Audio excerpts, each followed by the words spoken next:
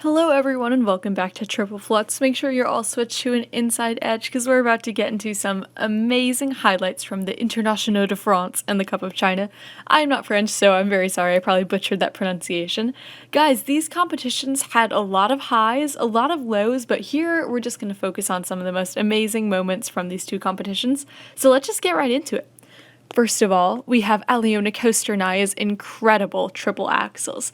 Her entry is so challenging, the way that she switches onto those deep, deep edges. If you know that that's her triple axel entry, then you know it's coming. But if you weren't, it is not an extraordinarily telegraphed jump, which is incredible, as the British Eurosport uncles might say, triple axel out of nowhere. I love this jump for her. She gets so much height from it. It's incredible. Another highlight I wanted to mention here is just her free skate. You can tell that Alena enjoys this program so much, especially, I think the last cut is from the song Supermassive Black Hole, but I'm not entirely sure. But it is just such a fun piece of music, and she is smiling and really getting into it. And I honestly can't remember one of the last times I've seen a person really enjoy a program that they're performing. So that was such a sweet moment to really see her absolutely destroy that program and do really well. So I'm so excited for her. Hopefully we'll see her going to the Grand Prix final and she'll have a great showing of these two skates. Next up, I just wanted to make a note of just how classy and poised Alina Zagitova is. It's crazy that she's only 17 years old and she's already basically a seasoned veteran, but the way that she held her composure during this event, I was really in awe.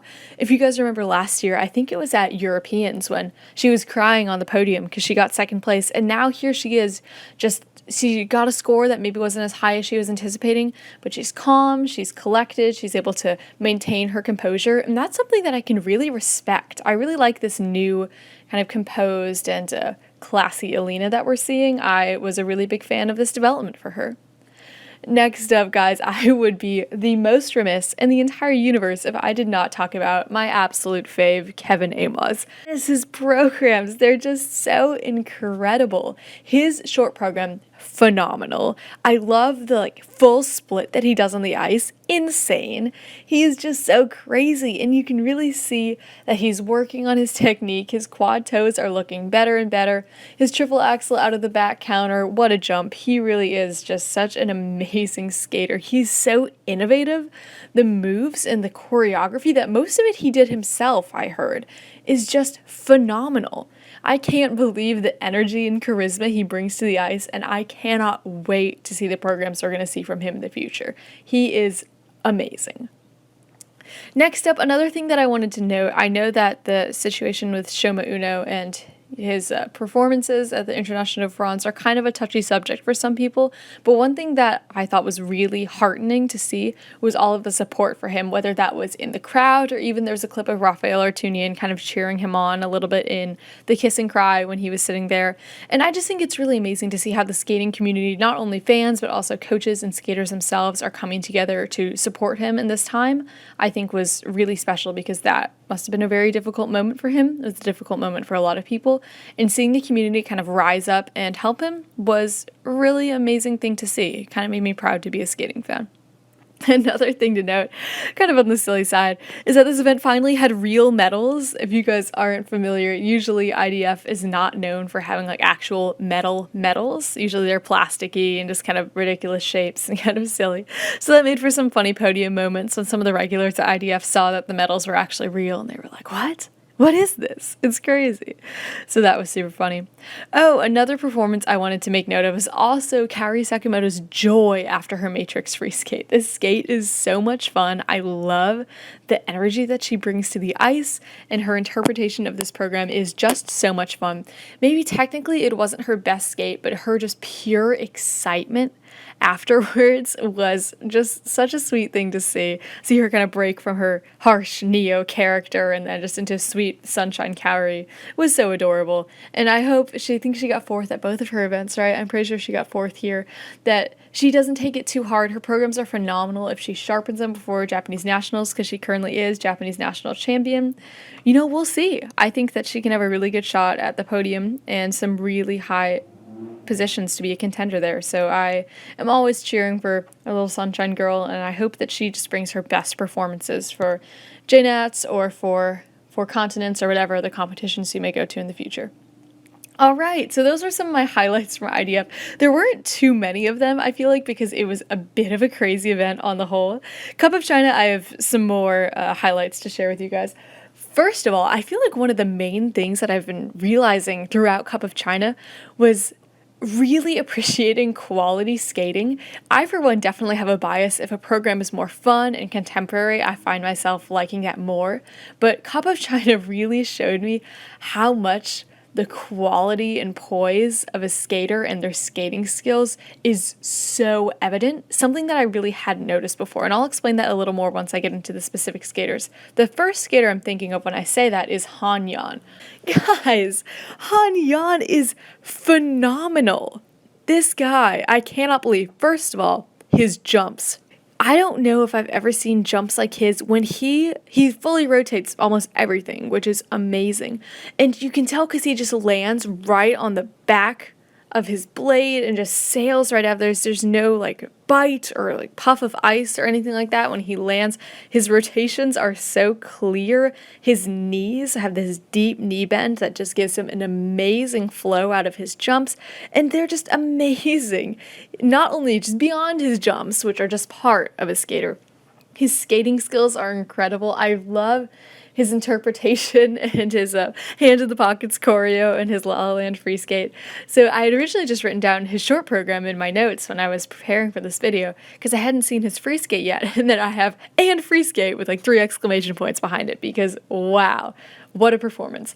I think there's kind of this conception that La La Land programs are a little bit like overrated and stuff like that, but I really enjoyed his La La Land. It's kind of like Marin Honda's. I feel like it brings a little bit of a different perspective, taking some music cuts that maybe aren't the most used and just really bringing some joy to the ice, and I absolutely loved it, and especially before a home audience on his first Grand Prix since he's been gone for so long. What a moment for Han Yan. Claps all around. That was amazing. Another thing I thought was super cute was Anna Sherbakova's bear. That thing was enormous. It was at least double her size, and it's just so sweet. Whatever fan brought that for her. I saw, I think some picture, I don't know if it was from her Instagram or just from skating Twitter, something like that, of all the little brown bears that fans brought for her, which was super cute, and I wonder if that's going to be her little like icon from now on. Another thing that I wanted to note is also the technical panel at both of these competitions, actually, the Internationaux de France and Cup of China, that the technical panel is actually kind of doing their job, which is definitely a highlight. There are some calls that were a little questionable, but I think that people are actually getting unclear Lutz calls or under rotation calls that are deserved is kind of a marked shift from what we saw at Skate America and even Skate Canada. I think that this is really kind of moving the technical panel in the right direction. I saw someone comment, I'm not sure if this is true or not because obviously it was just speculation, let me know what you guys think about this, that the technical panels, especially for ladies, are getting more and more strict because they're trying to kind of curtail the quad revolution, like the bonus that you have if you have quads or triple axles, which I thought was a really interesting perspective that I hadn't really considered before, so let me know what you guys think about that. Anyways, I just wanted to make note, technical panel actually doing their job is a highlight in my book. Another thing that I wanted to note, Boyang finally getting a first at Cup of China, like it's about time. No, I'm just kidding. Wow, what a moment for him. Really coming out there with some emotional and impactful skates. I very much enjoyed them. Boyang's quad lots is to die for, and I am always a big fan. So we will see where he goes on from here. I'm pretty sure he's out of the running for the Grand Prix final, which stinks because he literally got a first place medal at the Grand Prix, but that's just men's skating for you. Another performance of note, if you will, was Lisa Tuktamysheva's free skate. She actually went back to her free skate from the 2018-2019 season, which I personally am not mad about because I actually really love that program. It is just super fun and sassy. It's kind of in the same vein as the quote-unquote character that I think Lisa brings to the ice, which can be a little tiring after a while if she's really bringing the same kind of perspective, but I think that her short program presents a little more edgy contemporary side, whereas her free skate's more like kind of classic femme fatale, if you will. So I really enjoyed this performance for her. You could tell that she was kind of trying to pump the audience up a little bit. It kind of worked, but you know, that cantilever will always make people get excited. So I really enjoyed getting to see that program again, getting to see her skate it with her triple axels, just always amazing. She got a bronze here, and I'm not sure, because she also got a bronze at Skate America. I wonder, it'll be hard with 2 bronzes, which is really sad to say, with 2 bronzes that it might be hard for her to make the Grand Prix final, but you know, we'll see. And if she doesn't, I mean, she's a great set of skates that she'll bring to Russian Nationals, and her triple axel is always just So incredible. Really enjoyed getting to see her skate. Another thing that I wanted to note, Satoko Miyahara's PCS being 5 points above pretty much everyone else in this field, deserved. So this was the skater that I was really thinking about when I mentioned kind of like sleeping on good technique and quality and that sort of thing, because seeing Satoko's Schindler's List, not gonna lie to you guys, I'm really not the biggest fan of her short program. I think it's kind of all over the place and it doesn't really suit her. I appreciate that she's trying to kind of break boundaries and try new things, but it's just not my favorite for her. And the Schindler's List program really reinforced that to me because it is so good. I just adore her skating skills, her quality, but the most important thing to me is how she's able to draw out the little nuances of the music with her motions of her arms and her body. Especially, she's the most exquisite arms and hands, and you can just see, especially at the very beginning, the little gentle touches of the notes are just mirrored so perfectly in her expression and her body. It is just something that transcends. Her skating was just leagues above all the other competitors there. Her jumps are still pretty questionable, which, you know, is always a kind of big question mark for her, but her performance component score, I think, was wholly deserved, and I loved her Schindler's List free skate. If I would recommend any competition programs that I saw from these two events to see, I'd probably recommend number 1, Hanyeon's free skate. That just, it's so good. And Satoko's free skate as well, I think, were two that really stood out to me as some really excellent skating. Another thing, kind of my last thing to note, which wasn't technically part of the competition, the banquet that was held afterwards, with all of the cute little moments that were caught on camera, like June teaching Korean and learning Chinese, and then Camden leaning on his shoulder, which was just so adorable. It's really neat to see these skaters forming friendships that can cross, you know, cultural boundaries and countries and that sort of thing. And that skating is really something that unites not only fans, but also skaters as well. It's something that really brings people together from all over the world from totally disparate walks of life and can form some amazing friendships. That was something I thought was really valorized in the Cup of China banquet, and I really appreciated that. There are a lot of super fun moments from there, and if you just come through skating Twitter, you'll find some real gems. I really enjoyed getting to see those. Okay, so those were most of my highlights from the Cup of China and the Internationaux de France. Thank you so much for listening. What were your favorite moments from these two competitions? Did I miss anything? Because I very well may have. What were your favorite moments?